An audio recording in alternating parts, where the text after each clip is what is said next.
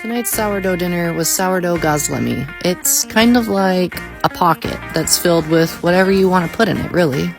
I didn't get the first part recorded, but I combined 1 cup of active starter, half a cup of milk, and a 1/4 cup of sour cream.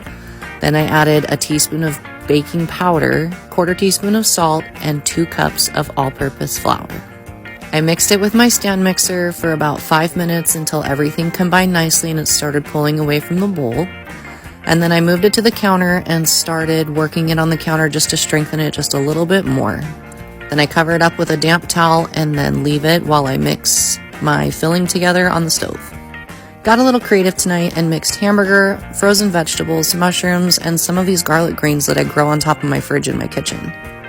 Once that was all cooked really well together, I added a can of cream of chicken soup with about half a can of milk and a 1.5 cups or so of cheddar cheese.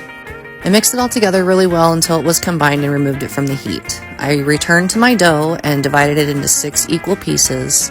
They ended up coming out to be about 125 grams a piece. I know it doesn't seem like a lot, but it puffs up pretty well while you're cooking it. So once I had those all divided out and rolled, I added a 1/2 cup of the filling and then folded it over into a half moon and pinched all of the seams shut. If you're a foodie like I am, you can kind of relate these to what an empanada would look like. We're just not deep frying it this time. And they're definitely not shaped very perfectly, but it doesn't really matter to me because as long as it tastes good, that's the only thing that counts. I heated up my skillet over medium heat so it was nice and hot when I was ready to cook them. Added a little bit of butter and then put the gazlemi pocket in. Each side cooks for about 2 to 3 minutes or until it's as brown as you would like it to be.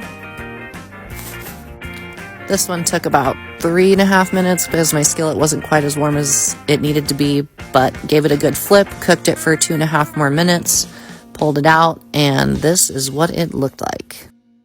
It's nice and golden brown on the outside and full of gooey deliciousness on the inside.